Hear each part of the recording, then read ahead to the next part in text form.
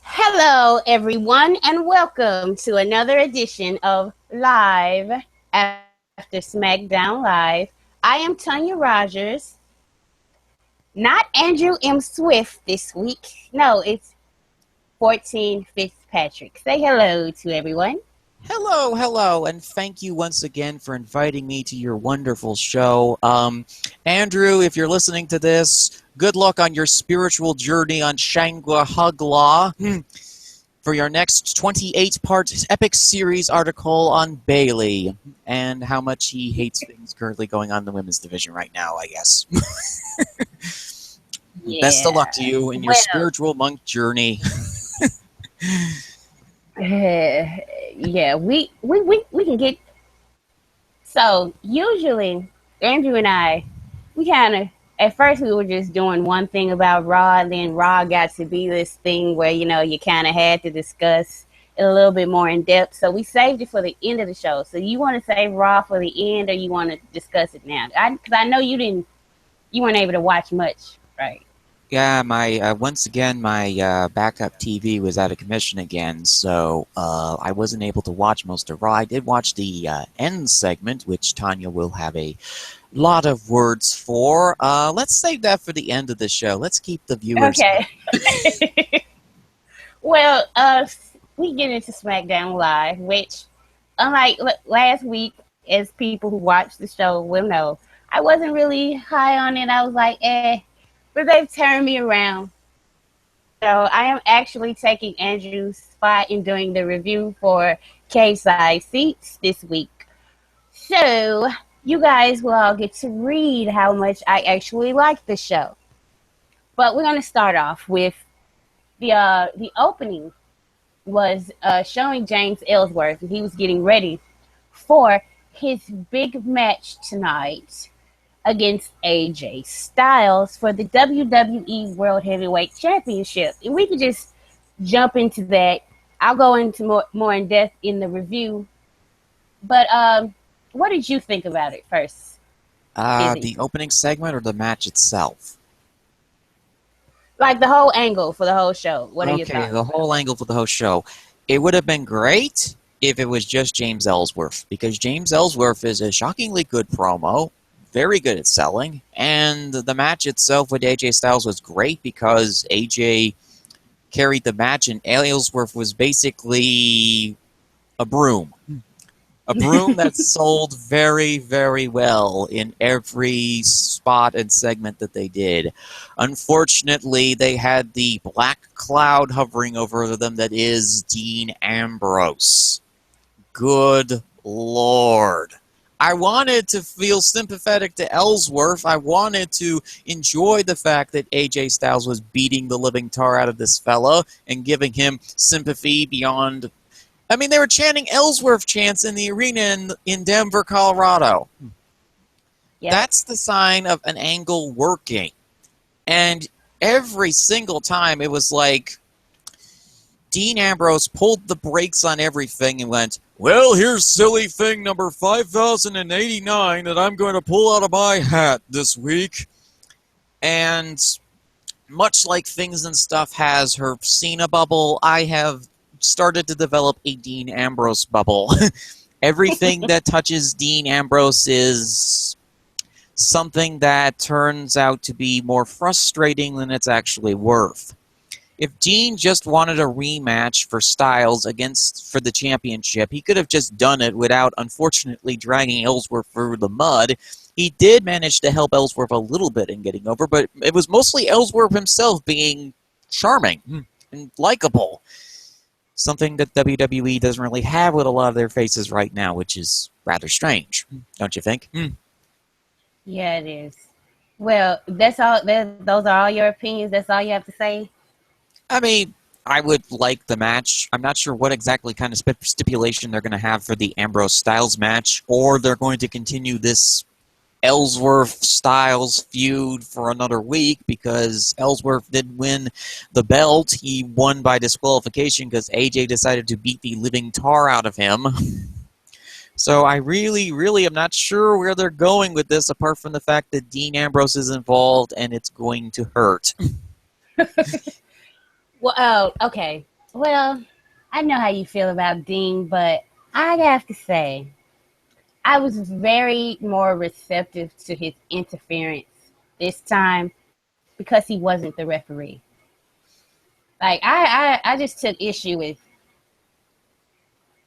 a dirty referee and cheering about that. I mean, it's cheating, and to me, it's certain things in wrestling are flexible.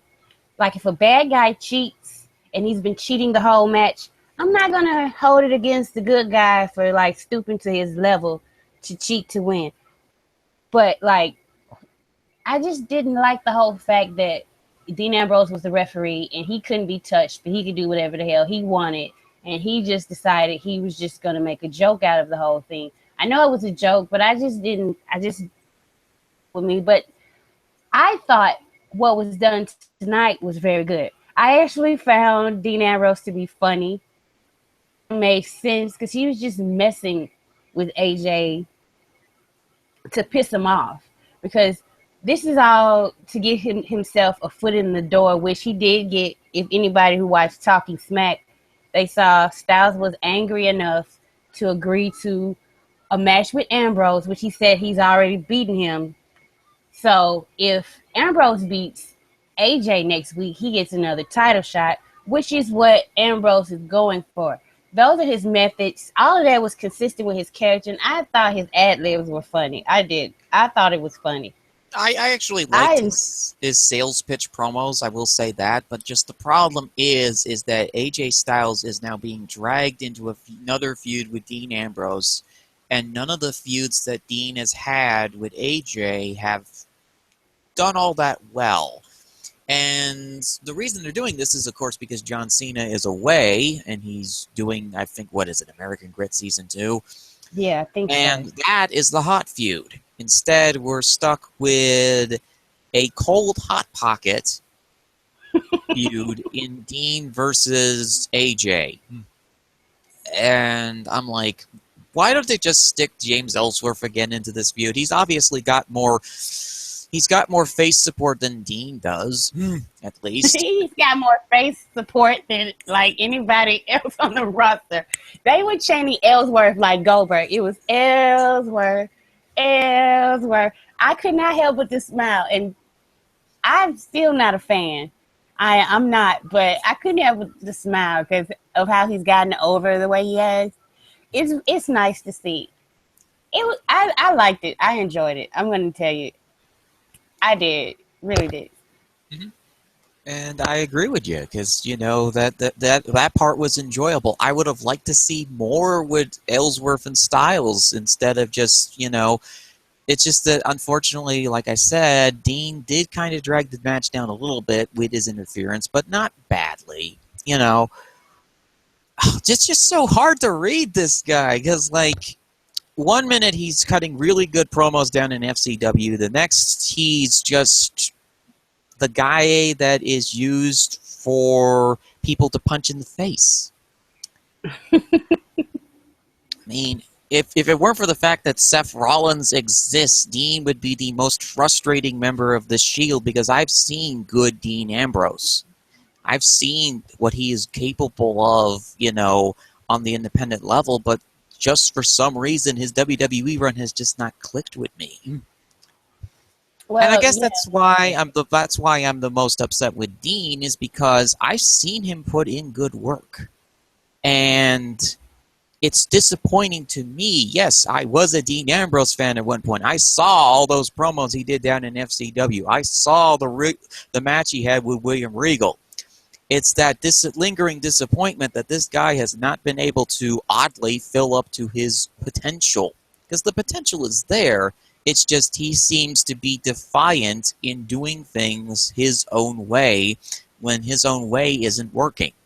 Does that make sense? yeah, I can see what you mean, but I think what they're trying to do is take the face heat that Ellsworth has and transfer it to Dean Ambrose. Do you think that's going to work? It's not going to work at all. Ellsworth and Dean are two very different baby faces. Dean is the Roddy Piper, and Ellsworth is the... Actually kind of reminds me of those blonde, tiny tag team wrestlers that would... He kind of reminds me sort of like the Rock and Roll Express, in a way. But Dean is the guy that is trying to be sort of the Roddy Piper XP, whereas Ellsworth is sort of that... I just thought of a better name. Barry Horowitz. I used to love him. Yeah. He was actually a fairly successful light heavyweight wrestler in the early 90s in some of the independent scene. Yeah, I was into him. Yeah, I can get that analogy. I really can. So, is that all your thoughts on the main event angle of the show? Sure. So what's next? We're going to move on to Randy Orton versus Luke Harper, which, yeah, they're going supernatural with this on both sides because before the match, and I liked Randy Orton giving that promo saying that, like, being involved with Bray Wyatt, he kind of underestimated it, and it's kind of like being in quicksand. He thinks he's going crazy, but that he should worry Bray Wyatt, and that he's going to, like, take Bray Wyatt out. And then Bray Wyatt, he's in the coffin. And it just, The Undertaker, when you see a coffin or a casket in the WWE, you can't help but to think of The Undertaker. So he brings this out, and it's during the match, Luke Harper comes out. They barely get the match going, and Bray Wyatt, with guys in sheep's masks, bring Bray Wyatt out in the casket. And so, of course, this is just like The Undertaker. So, like, there was a thing, they were trying to get Randy Orton in the casket, and then all of a sudden, when they open it again, here's Kane, who hasn't been seen for a whole week. Like, where the hell did Kane pop up? And then Kane and Randy Orton try to get at Luke Harper and Bray Wyatt, and they disappear. So it's all a bit supernatural. Still don't know where it's going, but I'm still intrigued to see where it ends up. My interest has not yet waned on this. Thought it was kind of this is an interesting way to handle the angle. I don't know exactly what they're going for, but I'm willing to, like, wait it out and see where it goes. Very interesting. That was actually the nicest coffin I've ever seen them drag out. I was like, yeah, my God, where did Bray get the money to get that coffin? But he rode the coffin down in to the ring like Steve Austin riding down his pickup truck. That's what gave me those vibes. Every time a wrestler drives something down to the ring, even though it's implausible that thing should be going through the entrance, Bray did it with a coffin. Like Stone Cold did with his ATV when he was the sheriff. Yeah. It just reminded me of The Undertaker, it does remind me a little bit of The Undertaker, but the story is pretty much Bray has been trying to absorb the power of The Undertaker and Kane for the last several years now. He succeeded in absorbing Kane's power, and only due to the intervention of Stephanie McMahon was Kane able to regain his demonic control. And because of the fact that Bray has his vassals, which are Rowan and Harper, who absorb the energies of the Undertaker and Kane's energies to keep Bray powerful. Because if he loses Harper and Rowan, Bray loses the power. And Harper is starting to become corrupted by the influences of that demon energy, because he's starting to act a little more independent. Bray is bringing him out as his herald, and I'm not exactly sure Bray realizes that Harper is going to turn on him at some point. All he just needs is the right opportunity to do so. And the reason I think Bray is targeting Orton is because Orton was a past victim of the Undertaker's for 21-1 Rampage at WrestleMania. So he's trying to collect as much of the energy from Undertaker's previous victims as possible to complete whatever wrestling domination plan that he's got going. And what this is most likely going to lead to is a casket match between Orton and Bray. Continuing the theme of them doing these Southern-style main event angles that they've been doing with these four lately. Because nothing's more Southern wrestling than a casket match. So who do you think, like, what do you think Kane is? Like, is Kane just his backup, or is Kane going to get involved? I think Kane is going to get involved because Bray has been a consistent thorn in his side for the last several years, trying to steal his demonic energy, trying to make Kane into his servant, doing everything in his power to do a knight conquering the throne situation where Bray slays the king. Because the kings of the underworld have been The Undertaker and Kane since the early 1990s. Undertaker in 1990 and Kane in 1997. He wants to be the new face of fear, as he said before. And in order to do so, he's got to get rid of at least one of, or if not both, of these individuals. He tried to do it with Undertaker, but Undertaker is simply too powerful for Bray to do that. Kane, however, is a minor demon compared to Undertaker, so his power is much more easy to corrupt and or take over. So Kane feels threatened once again that he now has to deal with this supernatural presence on the SmackDown roster, and Luke Harper's back with him. And there's that little grudge between Kane and Harper. And also Harper has issues with Orton. So it makes a lot of sense. It calls back to past history with these four, and it's in their own little universe, which I really enjoy. It isn't really spreading out into the other feuds right now because you have other acts that can do that. Yeah. So I'm looking forward to seeing what they have to do with this. Like you. Yeah. Well, I know supernatural isn't everybody's thing, but it's something different, you know.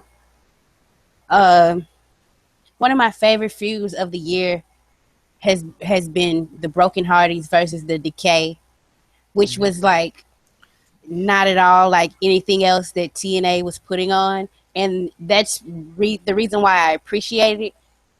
So if WWE can have a storyline that's not like anything else, I can get into it and appreciate it. So so you want this anything else about this? So you want this feud to be sort of like the Hardys versus Decay, which I have seen, and was a very, very enjoyable feud, you know. Yeah. They managed to gain sympathy for it's right up there.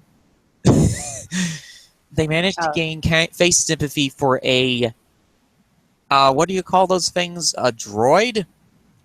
A drone. A drone, okay. Vanguard 1? Yeah, Vanguard 1. They managed to gain face sympathy for a gardener and a drone. Yeah, I mean, that's right up there with like my favorite feuds of the year.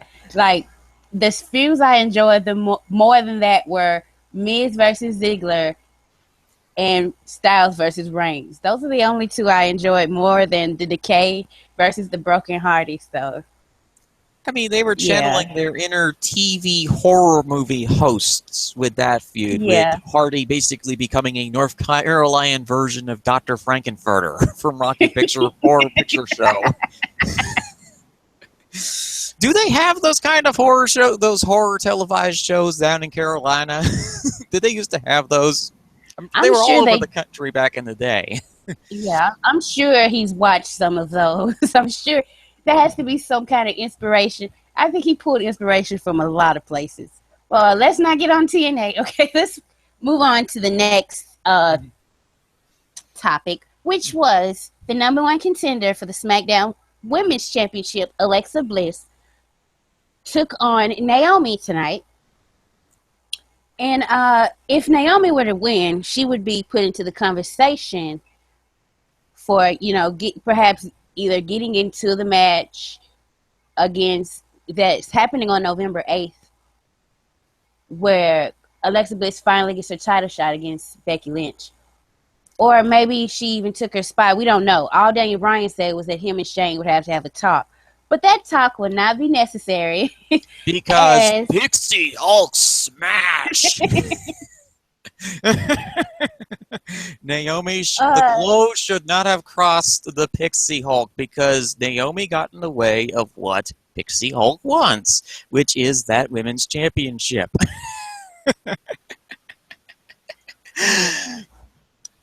What were your thoughts on the match first, Tanya? Well, I thought that Alexa Bliss, she didn't really reviewing the match. I didn't think she did a lot of moves. It was much more relying on her viciousness and heel tactics, which I can appreciate. If she, everybody doesn't need to be the same type of performer. And sometimes if you have women that have been trained in the same system, same. And what I can appreciate about all the new crop of women is that they don't. They all have unique sort of styles. Bliss is dirty, dirty, dirty. She will pull your hair. She will, she is going to make the referee count to at least 3 when she's on the ropes. She will do whatever it takes to gain the advantage. And Naomi was wrestling her ass off, but it just wasn't enough because Pixie Hulk kept coming back and dropping her and pulling her hair and doing this and that. I really enjoyed of the match.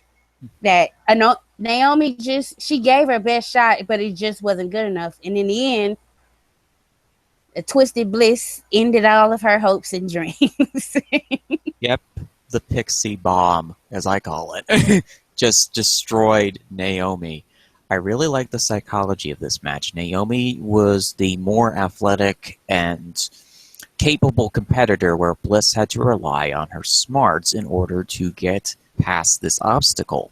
I really like that leg drop that Naomi did. She hit that on Bliss. Yeah. That was a really, really good move that she did there. I would think that leg drop should probably become a permanent part of her arsenal.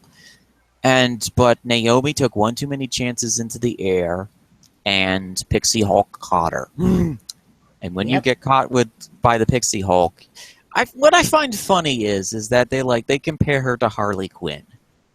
Recently, I'm like, Harley Quinn? Bliss is not Harley Quinn. Bliss is Bane.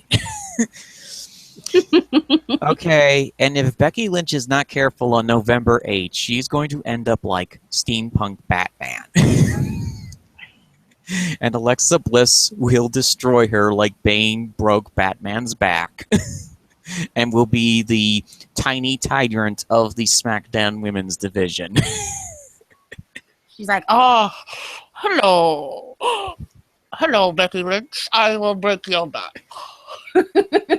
I will break your puns. But the thing I really have to put over with Alexa is that she's just so vicious. She's cute and pretty and petite and all that, but she will murder you. Seriously, she is the last person I would want to see in a dark alley.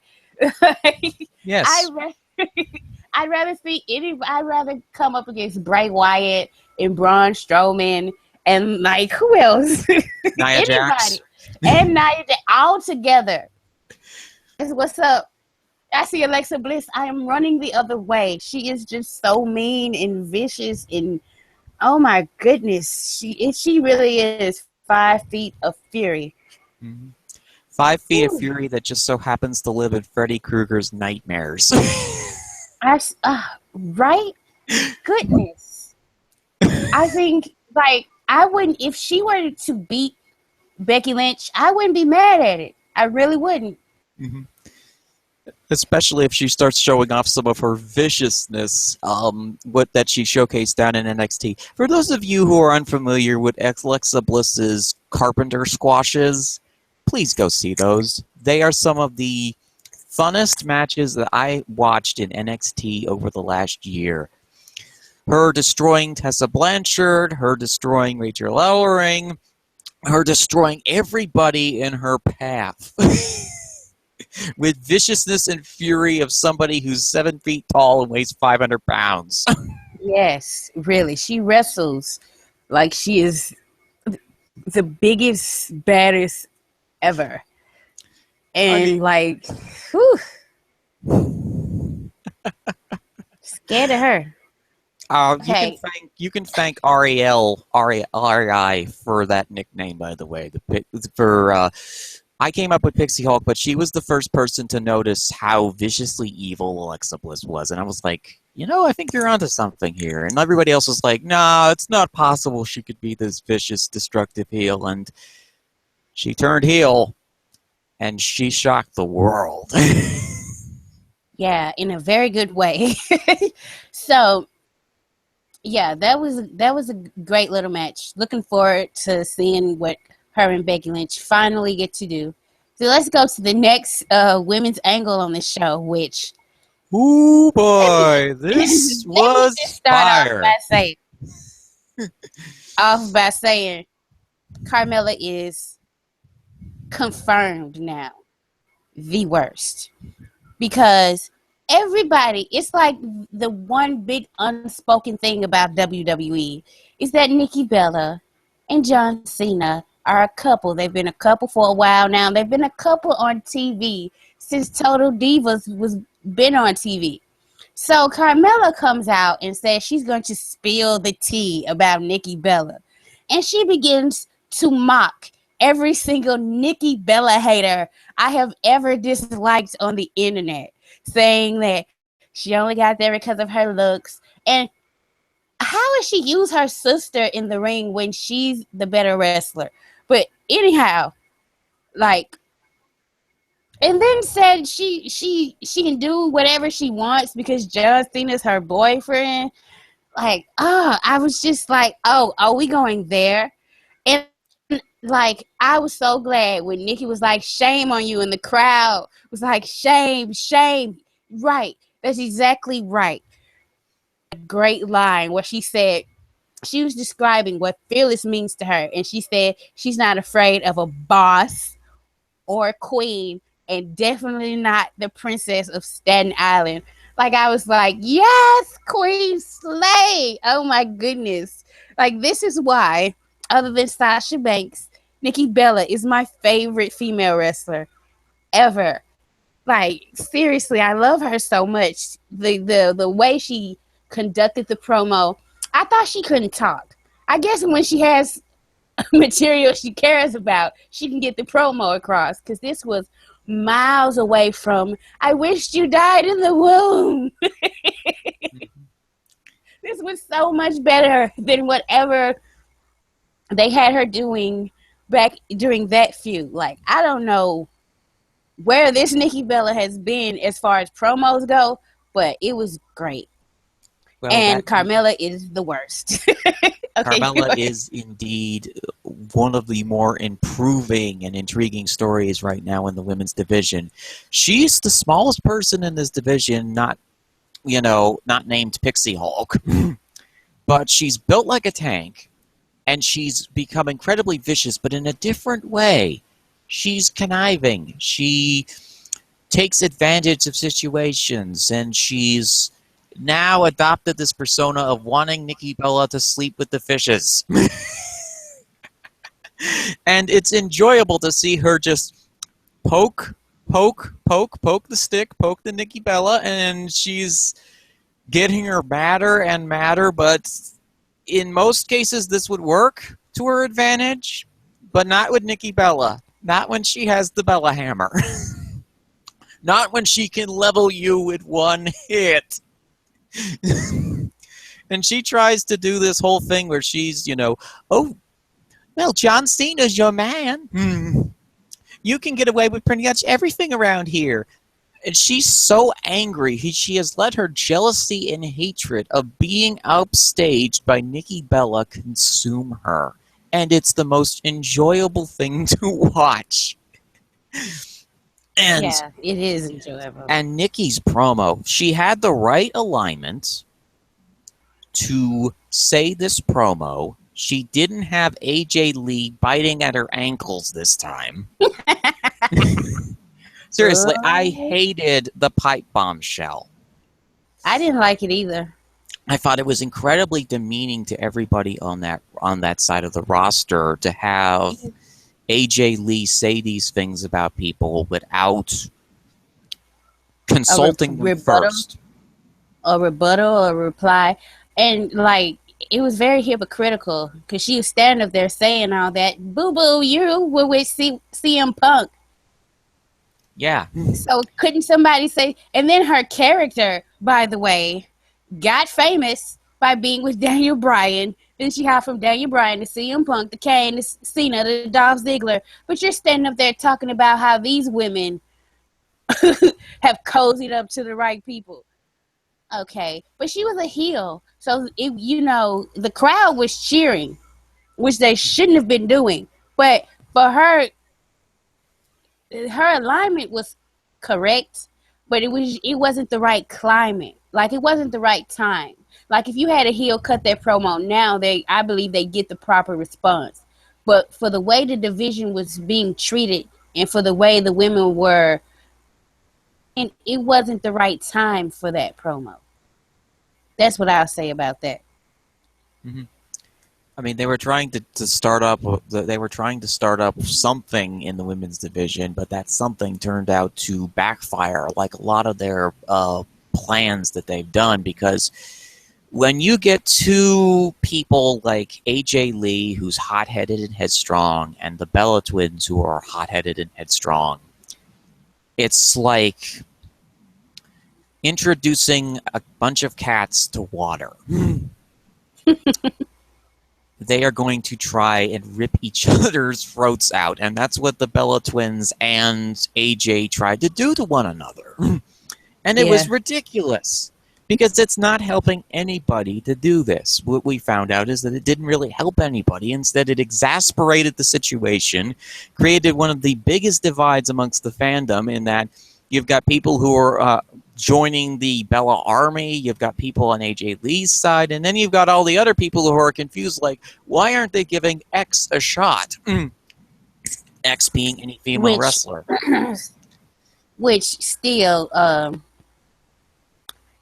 kind of happens, which, let's a small detour. I want to talk about for a few minutes what happened this weekend with Mick Foley. His intentions are good,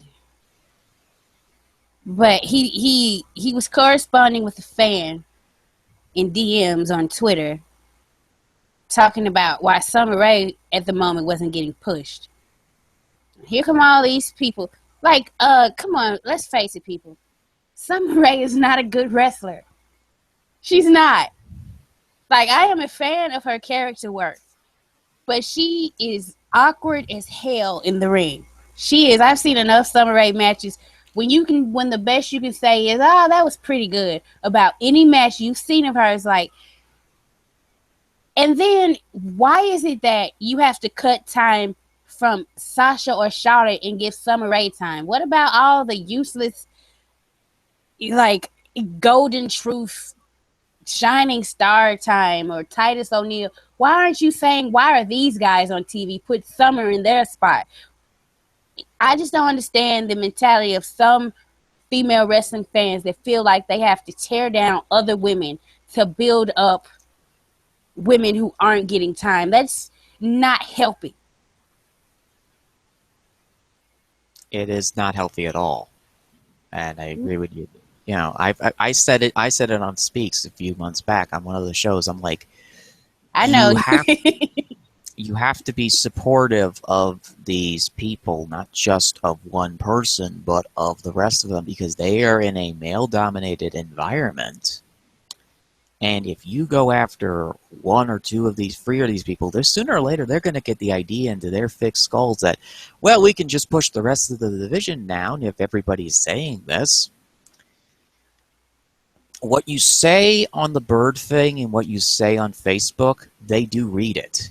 And you better be very careful about that, because what they're going to do is they're going to take that and they're going to go, well, this gives us the A-OK to de-push the women.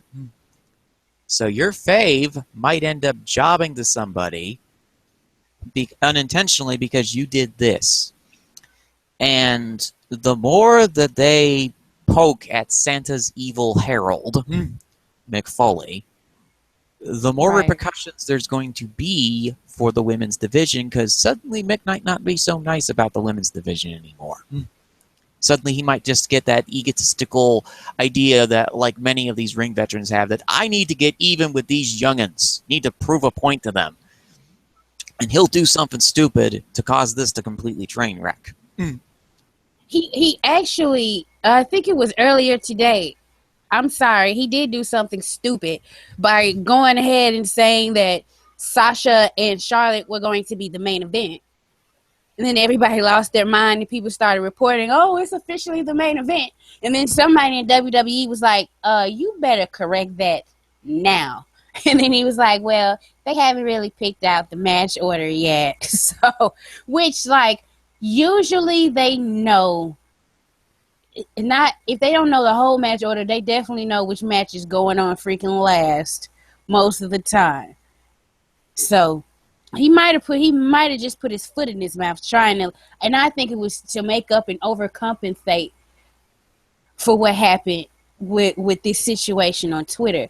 And if you have somebody that's that close, first of all, Mick Foley is not really a general manager. He shows up and they tell him what to do, just like they tell Sasha what to do. He has no power, so I don't understand why people are bothering him about the way people are booked. He has no control over that. Yeah, because he made himself accessible. He made himself open as this crusader for women's wrestling for the last few years, even though I'm like, I look over and go, is this guy really a crusader for women's wrestling? Because a lot of what he says just doesn't add up. And I always kind of get creeped out by it, actually. I've heard a lot of people say that. I don't see what's creepy about it. I really don't. I mean, maybe I'm missing it. I mean, he is older than these people, like by 20, 30 years, but at the same time, you know, he's the most accessible person right now on this roster. So they decided to go after him because they know that WWE will read this and they'll do X this or X that, and the knee-jerk reaction that, oh, the fans want this. Well, we'll give them to this, but we'll do it in the worst possible way possible. And they also know that Dewey Foley is on the writing team now. See, that's one of the drawbacks of having connections and family in this wrestling business thing. And they know that Dewey's on the writing team, so now they're going to go after Mick, who they see as the weak link, to get Dewey to change things in his scripts. I guess that's what they're going after. But really, who should they should be tweeting at incessantly about this is Vince McMahon. He has a Twitter. Somebody reads his Twitter too. And Vince does not care. No, he does not. Okay. Vince feeds off of these people. He enjoys it when these people go after him. It gives him life. It gives him sustenance. Why do you think I call him Satan, people? He lives off of your misery. Stop focusing on Vince McMahon for 5 seconds. Focus on other things. There's a whole wide world of wrestling out there beyond WWE that you can focus on so that you don't have an aneurysm or a seizure or a stroke or a heart attack because your favorite lost in 5 seconds in a squash match. Okay, well, let's get to somebody who did lose tonight in a squash match, which kind of surprised me. Baron Corbin just pretty much owned Jack Swagger, and I gotta think they have some plan. I've always knew that they had some plans for him. They were just keeping it on the back burner. But I think those plans are gonna come sooner than rather than later. I think they're preparing him for a feud with the Miz, or the Miz and Dolph Ziggler. I think they're preparing him for like something in the intercontinental waters, you know. I So mean, they're just like, Dolph would be the perfect transitional champion if they decided to do that, because Baron is showcasing some skills now that people didn't realize that he had. yeah. His promo ability has gotten a lot better. He's getting more and more confident each time that he steps into the ring. So he's obviously paying attention to something. And he's doing the corrections that he needs. He's not as nervous in the ring as he used to be. And it's only taken him a couple weeks. Of course, they also got him away from Apollo Crews, which was a positive. And instead got him with Jack Swagger. And Corbin hit that wonderful end of days on Swagger. And once again, it was another psychology-heavy match where he focused on the head and the ear of Swagger, got him softened up for the end of days, and just destroyed him. I also love that pre-tape promo he did. Yeah, so did I. That was great. It was good all around for him tonight. Yeah. Another thing I want to mention before about the Carmella and Nikki segment, I was like, I think this match, this no DQ match that they're probably going to be planning for these two, is going to be 50,000 times more violent than Charlotte versus Sasha Banks in Hell in a Cell. Well, it's way more personal. Yeah. I mean, it's like, even the funniest line was when Nikki said, "I wear the pants in this relationship." I'm like, Nikki, honey, do you actually own a pair of pants? Yeah. Because John wears jorts, and I don't know what the exact, and you wear trunks. So Daisy Dukes.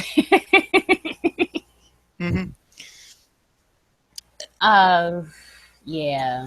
She doesn't wear pants a lot. And then I'm not sure why Carmella brought up Brie, because Brie is actually busy making a another addition to the dynasty that is the Danielson-Cena line. Danielson, Brie, Nikki, Cena line in this baby. Can we talk for just a small minute about how Kurt Hawkins has inherited Eva Marie's gimmick? Eva must be really mad right now. Or are they going to pair those two up? I do not know, but like I was like, when he came out, like, he is not going to wrestle. Stop playing with me. And then Apollo Crews hit him and he got out the ring and he was like, "Oh, you've ruined my debut. I'm out of here." And I was like, I knew it. I knew he wasn't going to wrestle. Like, I am so glad I figured that out before, like, it became really obvious. Dude is never going to wrestle. I don't know why it's the funniest thing to me. Kurt Hawkins has a ton of useless trivia packs that he got off the back of a cereal box. And true. Apparently is spreading his joy and terror to the SmackDown roster by insensibly talking about them. And Apollo Crews has managed to get on my good side for once by punching Kurt Hawkins in the mouth. Yeah, I wanted it. That means he won, though, right? He won by forfeit. He won by forfeit. Yay, Apollo Crews won a match. Yay. Oh, poor little Tank Tank. Poor little Tank Tank. I also liked the 6-man. I thought that was a really fun match. Oh, I love the 6-man. Let's talk about that next. Do you want to go first? Yes, I loved the fact that Dolph was the face in peril, because I think he does that very well. I also love the fact that Maryse pulled his foot and got the advantage for her husband. And my favorite part is that Heath Slater was the freaking hot tag. Like, he used to be the king of jobbers, and now he is getting the hot tag, and the crowd is losing the crowd is like, we want Heath. We want Heath. Like that, you, I cannot tell you how much, like, he was like one of the few guys of the Nexus that I actually liked, other than like Daniel Bryan. But like I kind of could tell that Daniel Bryan was above all those other guys. Like he wasn't meant for that group anyway.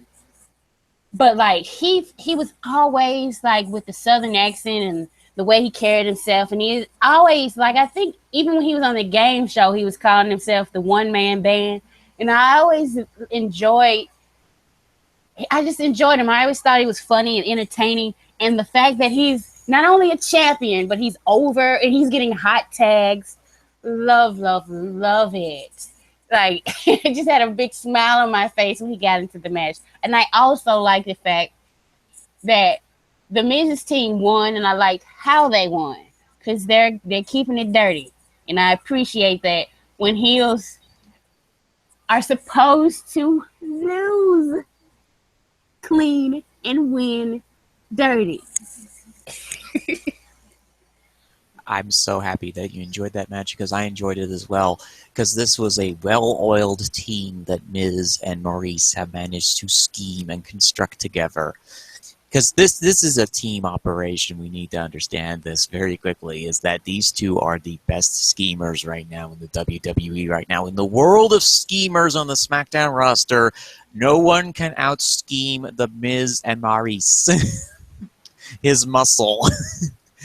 And Maurice has managed to pick up two perfect goons in the Spirit Squad to accompany her lovely husband to beat the living tar out of Dolph Ziggler and Team Rhino Slater. And did you notice something about the Miz and the Spirit Squad? They wore matching trunks. They wore matching gear. I did not notice that. Yeah, Miz had dark green, black gear on. Wow. To complement the Spirit Squad. You know, but the Miz and Maurice, they are very good at those type of details. They are very meticulous with their presentation. Like, so yeah, that's good. That's really great. Same thing with Ziggler and Slater and Rhino. They actually also had similar matching gear. Wow. I did not notice that. I guess I was too busy having fun because that was a fun match. I'm really impressed with the Spirit Squad. They are starting to revitalize themselves here. Kenny and Mikey are putting in very good work, and it's certainly better than the Headbangers, which I think was the original team that they were going to put in the Goons spot. But then they saw one match with Mosh and Rasher and went, "Wonder if those Spirit Squad guys are available." Yes, the Headbangers, they were awful. Good gracious. Mm-hmm. So you have this well-oiled, coordinated team, and everybody did their part. The Miz did his cheating. Maurice did her cheating by pulling the leg of Ziggy. I mean, for Ziggy's sake, he was very thankful it wasn't Mace this time. And the Miz punched Slater in the jaw, which is one of his weaknesses. Yeah. And the Spirit Squad got a win over the tag team champions. Yes, they did. So are we looking at the Spirit Squad facing against Slater and Rhino next? They might. But before that, they might have to team up because, like, SmackDown roster isn't big, and SmackDown has Survivor Series coming up next. Mm-hmm. So some people that don't like each other are going to have to work together. Like, I can imagine the Usos and American Alpha are going to have to be on a team together. Oh, the House Painters and the Athletic Jocks are going to be in the same team together, along with possibly the Hype Bros or the Ascension. Right. That's going to be real interesting. And does Raw even have enough tag teams for that match? Yeah, they have Enzo and Cass. They have the Cruiserweight tag teams. Yeah. I believe they have a few others that they can put in. Anderson and Gallows. And possibly the New Day. Yeah. Yeah. Well, I'm pretty sure the New Day is going to be in that match. Well, actually, they have a match coming up. Actually, they have a match coming up Hell in a Cell against Sheamus and Cesaro. Yeah, but like Daniel Bryan said, some people are just going to have to work together for the team. Also, Natalia coming out and making her pitch using Whitney Houston references. That was funny. That, like, I hope they continue. Like, somehow she's able to weasel in Whitney Houston lyrics every time she talks now. It was funny to me. Like, it was a I lot mean, of funny stuff on the show. I enjoyed the cat segment because I think the cats are probably a better worker than she is right now. Reverend Okay, Kane is is going that to all approve. from the show? Reverend Kane is going to approve of this. Is that all from the show? I think we covered everything. Do you want to give SmackDown a rating? Because I'm doing the review, so people will get to read mine later on. I thought this was a very well-constructed, well-booked show that continued the storylines that they have been working on for the last several months. We now have new intrigue in the tag division with the Spirit Squad possibly facing against the Slater and Rhino. The Nikki Bella versus Carmella feud just got a lot more vicious.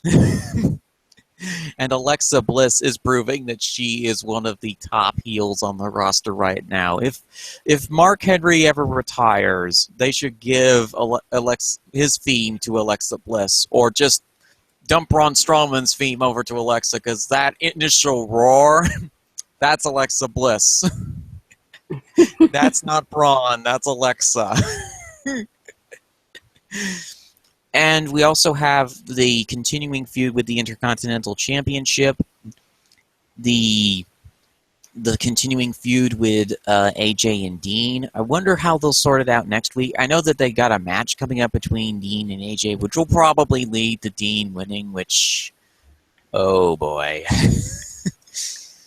Oh, Swift's not going to be happy when he comes back. I don't know. He might like it. You never know. I mean, we might get... He's been kind of good, kind of high on Dean lately. Oh boy. Well, whenever you get high on Dean, it always seems to be that Dean will pull the rug out from under you and do something that will make you rage. Okay, you got a rating for the show? I've got a rating of A-. This was a really relaxing, enjoyable show. I enjoyed every minute of it. There really wasn't anything that I could really nitpick, apart from the fact that I wanted Corbin and Swagger to go longer.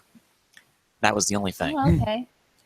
Okay, well, let's get into Raw.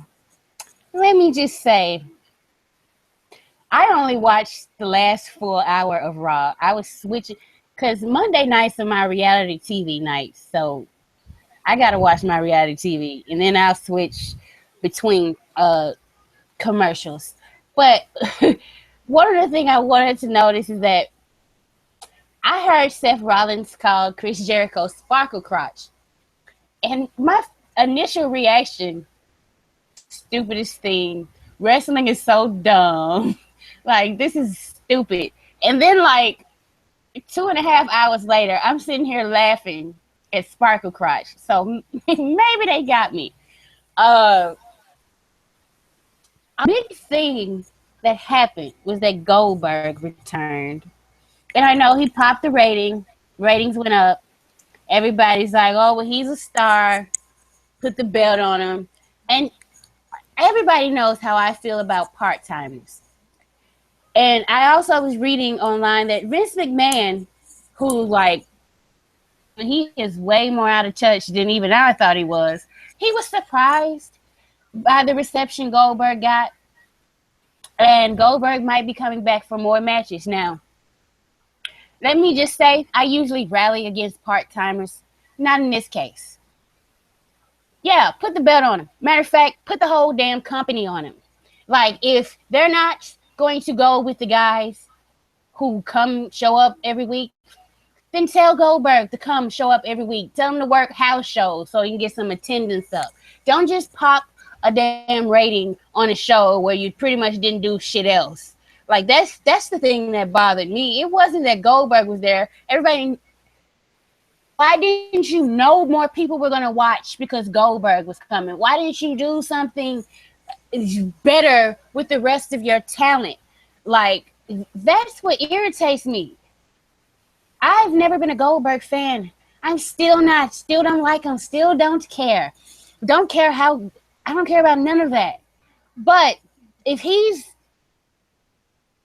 popping and he's bringing in ratings and if he's going to bring more money to these other guys, then yeah, put the belt on him. Put the company on his goddamn back. Anything, anybody at this point. Like, seriously, I'm not a fan of James Ellsworth, but if that guy gets over and he's popping ratings and he's going to bring more people to house shows, put the damn belt on him. Just do something. Women who are busting their ass more money so they won't have to perform in full of half-filled arenas. I don't care what it takes. If that's what I am at this point. It's not about principles or pride or who I like. I'm so concerned about the wrestlers that I care about that I am willing to take guys that I don't in important spots if that means they're going to overall help the business. Now, if Goldberg is just here to sell your stupid ass video game that people are going to buy anyway, and if he's just going to come to do the job to Brock Lesnar and then go home, then fuck it. I don't care.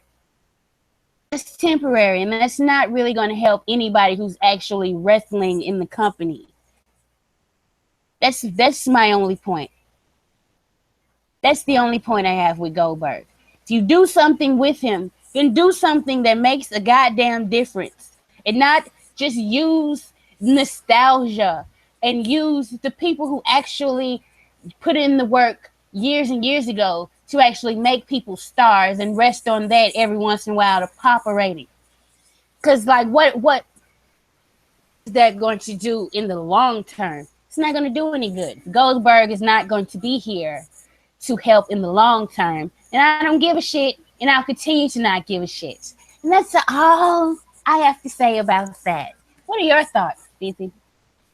Oh, well, that was a Tanya Bomb, ladies and gentlemen. If you haven't seen those before, then welcome to the show, because we do those on every Live After SmackDown Live, and every time I bring Tanya on board for Speaks. Well, that was one of your finest Tanya Bombs. I'm sitting back here smiling behind this avatar going, wow, she hit all the really big points there. Goldberg's a part-timer. You know, 2K brought him in to sell their glitchy video game that I'm not going to buy because I don't buy WWE 2K games. I have enough wrestling video games already from the PS2 that I really don't need one for a modern console. Especially not at $60. Good Lord, I'm not paying $60 for a WWE game.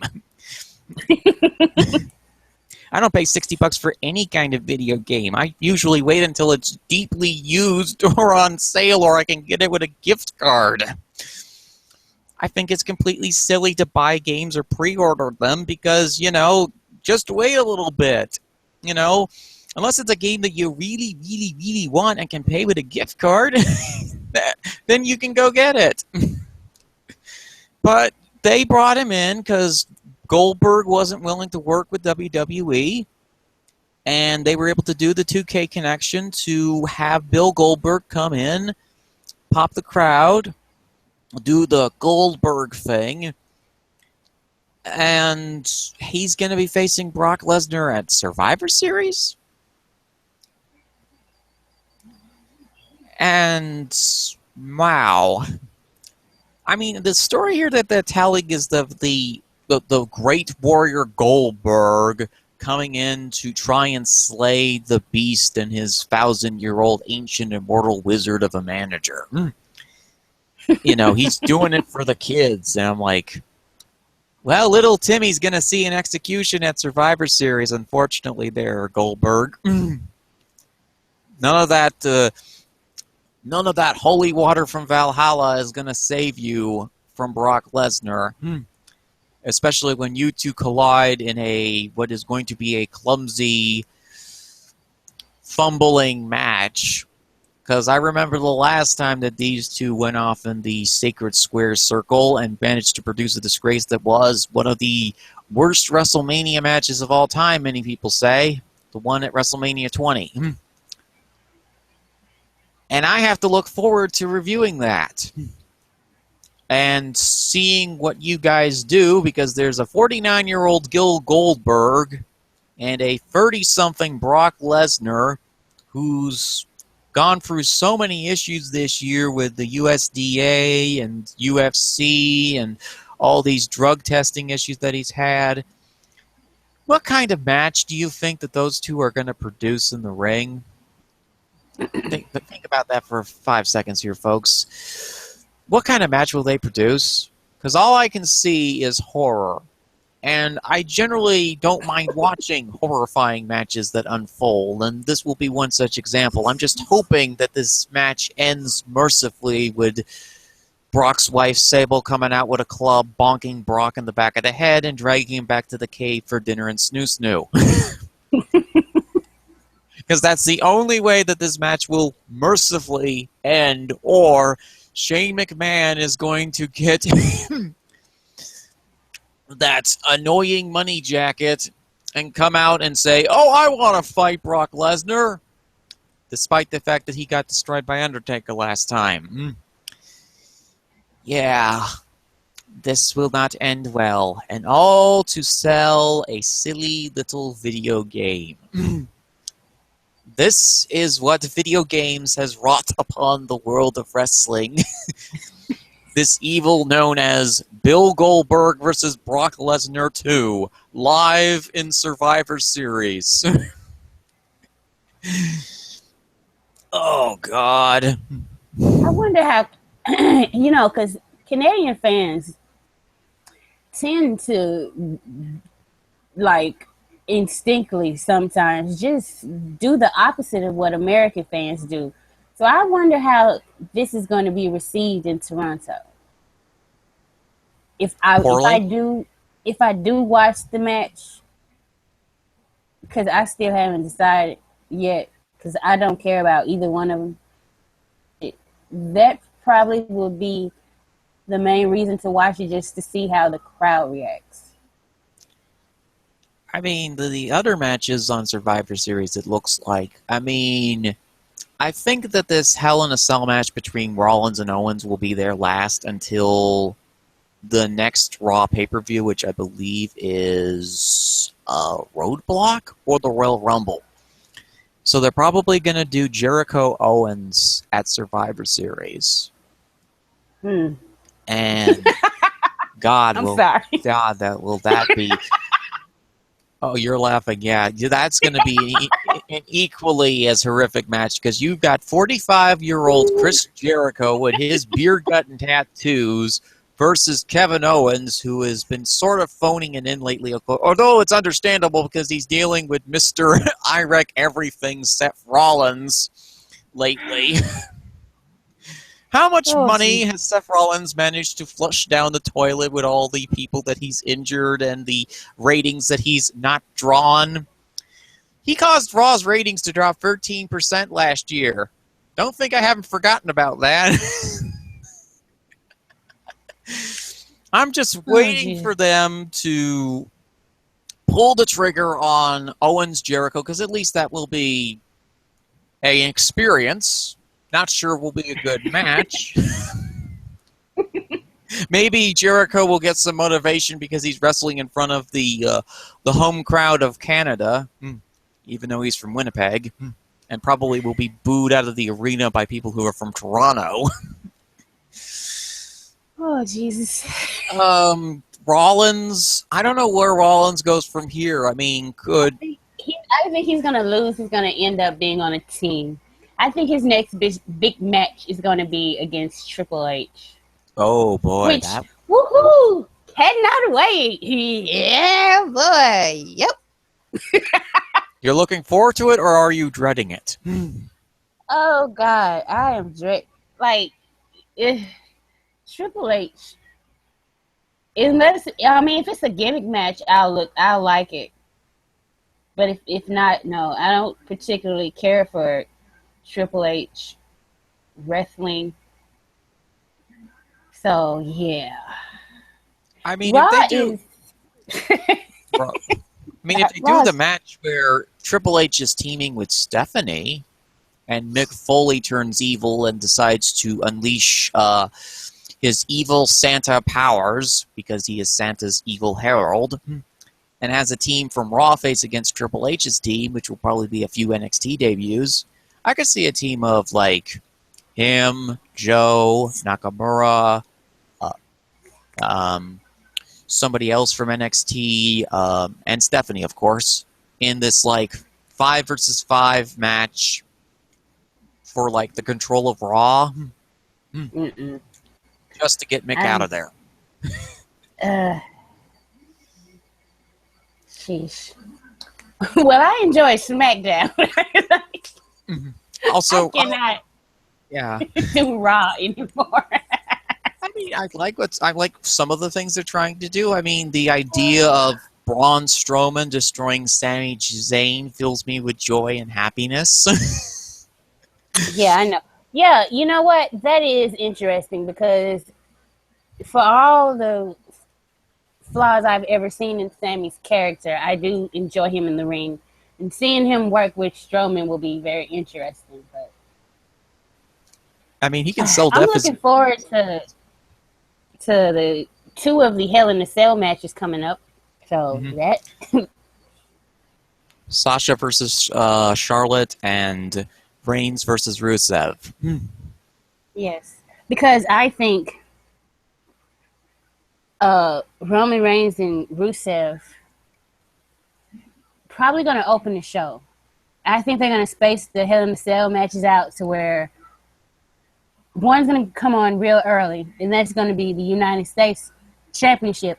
And then whenever they get their heads out of their asses and decide which title's going to main event, the one that's not going to main event is going to go in the middle of the show. And then the last one is going to go on last. I mean, they could do a segment where... I think they could do a segment where Sasha Banks beats Seth Rollins up with a lead pipe and says, "We're going on last."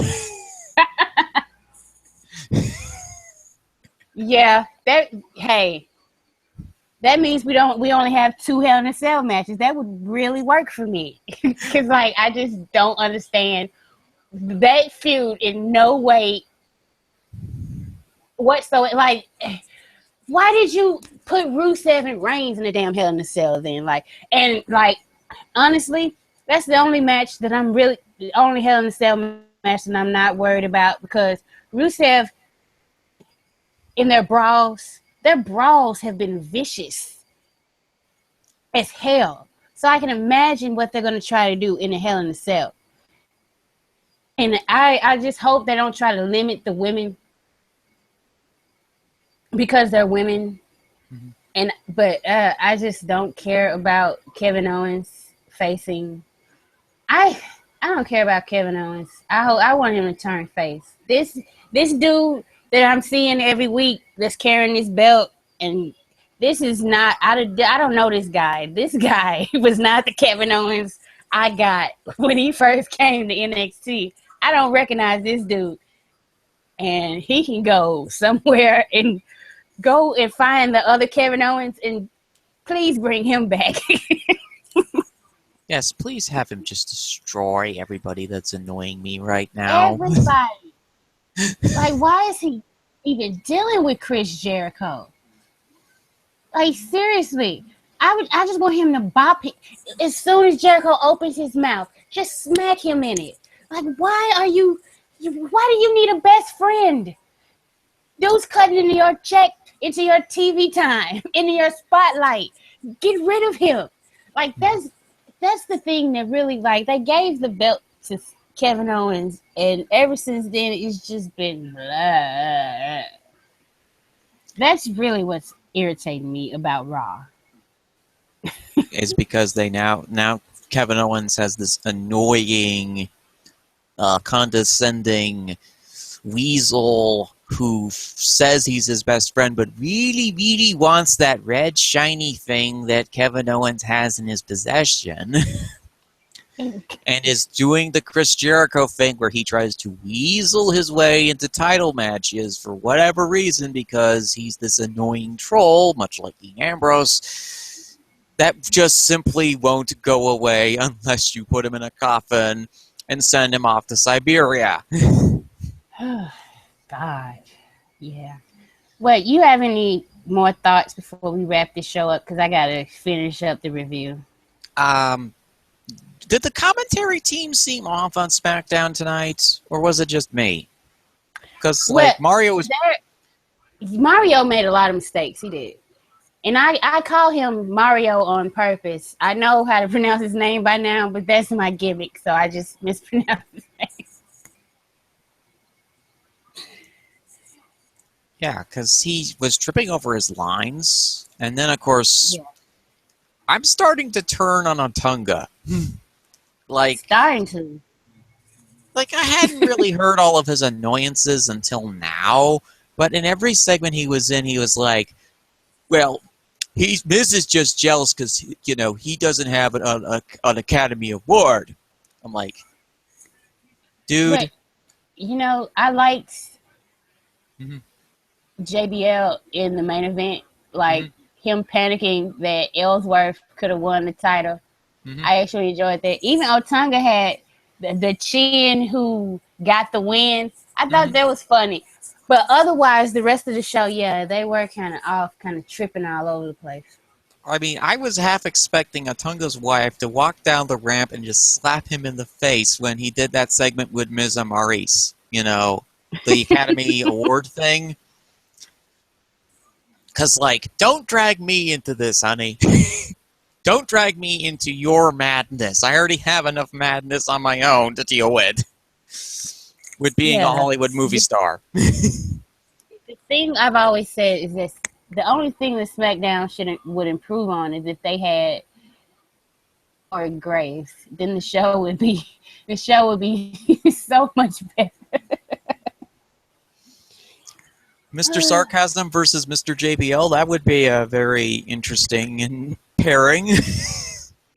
I think it could work because I think for some reason Corey Graves could get JBL to stop talking over people and yelling over him because he would cut his ass down because nobody else has the balls to do that.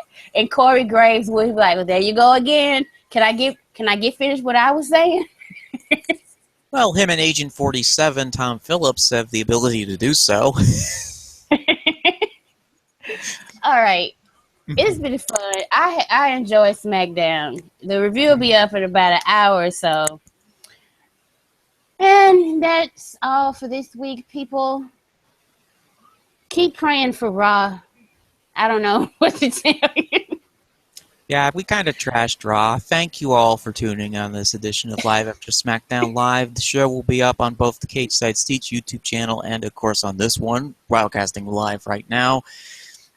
And tune in a couple weeks because we will be, I'll be doing Hell in a Cell Speaks. So that will be pretty interesting because I've now started covering all the Raws as, Tanya and Andrew and company are now covering the SmackDown pay-per-views. Yeah, you're gonna also I'm gonna cover all the joint ones too. So I'm gonna do Survivor Series. And I'm trying to get you and at least one more other person. I think I have somebody for Survivor Series. I think Eddie Mack wants to do it, but if anybody wants to jump on the pay-per-views, the SmackDown pay-per-views, look at my profile on Cage Side Seats and shoot me an email. Thank you for listening, everybody. Bye-bye.